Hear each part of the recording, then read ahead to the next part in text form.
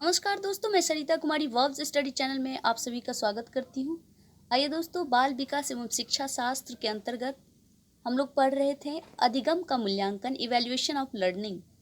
Class 1 और class 2 का अध्ययन हम लोगों ने किया। आज करेंगे क्लास 3 का अध्ययन, जिसके अंतर्गत हमें पढ़ना है सतत और व्यापक मूल्यांकन क्या है, इसकी विशेषता क्या है, महत्व क्या है, कार्य क्या है, इसका अध्ययन करेंगे। दोस्तों, क्लास 1 और क्लास 2 जिन लोगों ने नहीं पढ़ा है, आप डिस्क्रिप्शन में जाकर के लिंक दिया हुआ है, वहाँ से पढ़ सकते हैं। वीडियो को पूरा देखें, तभी फायदा मिलेगा। तो चलिए स्टार्ट करते हैं। सतत और व्यापक मूल्यांकन क्या है? सतत एवं व्यापक मूल्यांकन प्रक्रिया एक ऐसी मूल्यांकन प्रक्रिया है जिसमें बच्चों की विकास की दर की निरंतर और व्यापक रूप से जांच किया जाता है।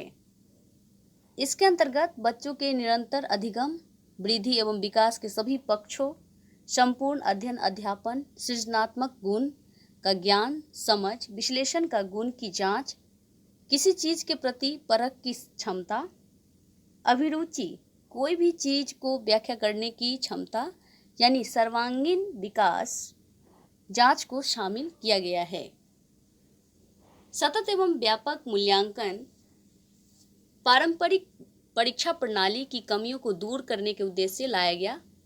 चूंकि पारंपरिक परीक्षा प्रणाली जो है, पहले इसी के आधार पर बच्चों का मूल्यांकन किया जाता था, लेकिन बाद में बाल केंद्रित शिक्षा होने के बाद सतत एवं व्यापक मूल्यांकन को लाया गया, जो वैज्ञानिक है, विश्वसनीय है और पारंपरिक परीक्षा प्रणाली की कमियों को दूर करने वाली है।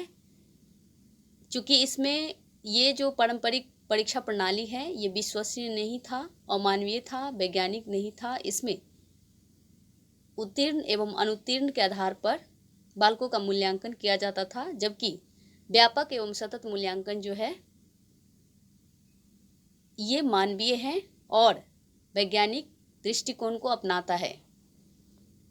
यह मूल्यांकन, सतत और व्यापक मूल्यांकन, बाल केंद्रित शिक्षा पर आधारित है। यह मूल्यांकन विश्वसनीय, वैज्ञानिक है।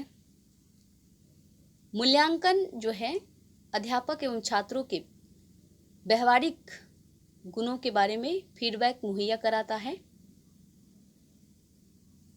अब हम पढ़ेंगे सतत एवं व्यापक मूल्यांकन के उद्देश्य क्या है। सतत एवं व्यापक मूल्यांकन का उद्देश्य बालकों के संपूर्ण व्यक्तित्व, जैसे बोधात्मक, भावात्मक सीखने की प्रक्रिया, गुणवत्ता युक्त शिक्षण, सामाजिक, शारीरिक तथा मानसिक कौशलों की जांच कर उसे प्रभावशाली एवं अध्यापन और अधिगम प्रक्रिया को बाल केंद्रित बनाना है। इस तरह से हम लोगों ने सतत एवं व्यापक मूल्यांकन के उद्देश्य के बारे में पढ़ा। अब है सतत और व्यापक मूल्यांकन की विशेषताएं। तो सतत और व्यापक मूल्यांकन की जो विशेषता है, विभिन्न मनोवैज्ञानिकों ने इसके अनेक विशेषताओं के बारे में बताया है। इसमें बालकों के विकास के सभी पक्षों का मूल्यांकन हो पाता है।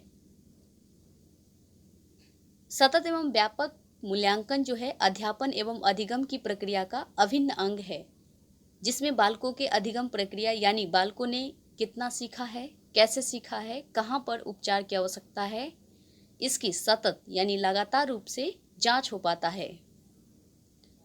बालकों की अनौपचारिक और औपचारिक दोनों रूपों के शिक्षण गुणवत्ता की जांच संभव हो पाता है सतत एवं व्यापक मूल्यांकन से। सतत एवं व्यापक मूल्यांकन करते रहने से एक शिक्षक को इस बात की जानकारी हो पाती है कि किन बच्चों को उपचार, किन बच्चों को विशेष सुविधाएं, किन बच्चों को तकनीकी और साधनों से उपचार करने की जरूरत है। सतत एवं व्यापक मूल्यांकन बालक के सर्वांगीण विकास के लिए सहायक है। इस तरह से हम लोगों ने इसके विशेषता के बारे में पढ़ा। अब हम पढ़ेंगे सतत एवं व्यापक मूल्यांकन के जो कार्य हैं और महत्व, इसके क्या कार्य हैं और महत्व क्या है, इसको देखते हैं। सतत एवं व्यापक मूल्यांकन अध्यापकों को प्रभावकारी नीति नीतियां आयोजित करने में मदद करती है। यह मूल्यांकन जो है बालकों की प्रगति की सीमा और नियमित रूप से जांच को संभव बनाती है। सतत एवं व्यापक मूल्यांकन शिक्षकों एवं छात्र दोनों के लिए सिद्धि सहायक का कार्य करती है। इस मूल्यांकन में जो है बच्चों की अभिरुचि एवं आवश्यकता की जानकारी का पता लगाया जाता है। यानी सतत एवं व्यापक मूल्यांकन से बच्चों की अभिरुचि एवं आवश्यकता की जानकारी का पता चलता है। सतत एवं व्यापक मूल्यांकन सब्जेक्ट, बुक एवं कैरियर के चुनाव के बारे में भविष्य के लिए फैसले लेने में सहायक होता है। यह जो है बच्चे, अध्यापक एवं माता पिता को उपलब्धि के बारे में जागरूक बनाने में सहायक है। बच्चों की बौद्धिक, भावात्मक, शारीरिक, सांस्कृतिक, सामाजिक के साथ साथ संपूर्ण विकास इस मूल्यांकन के द्वारा संभव हो पाता है।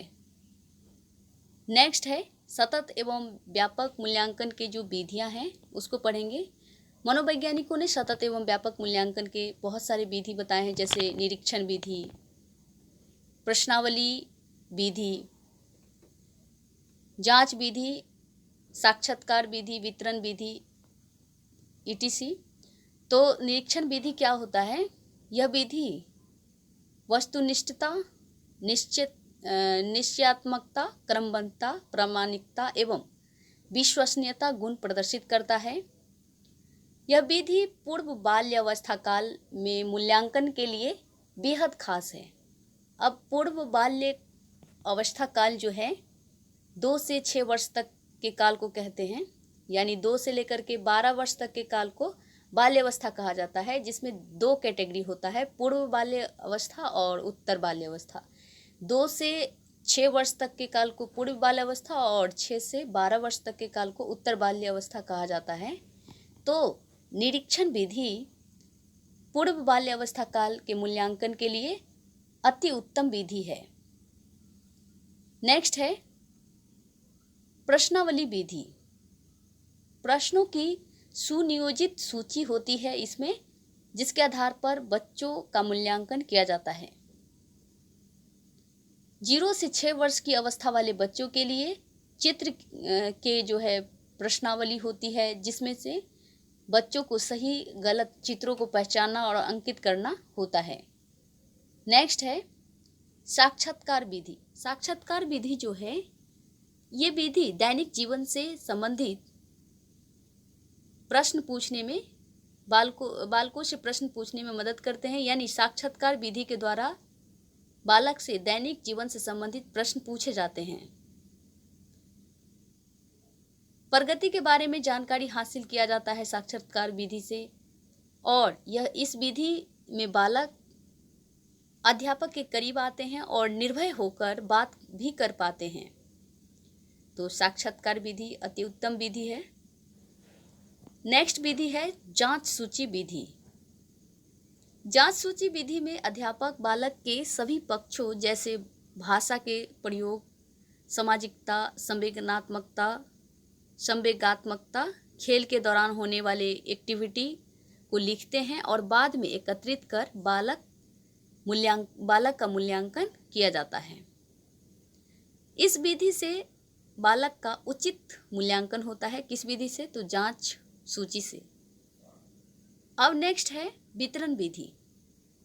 छात्रों के कार्य का नमूना लिया जाता है इस विधि में और संचित रिकॉर्ड उपलब्ध कराया जाता है।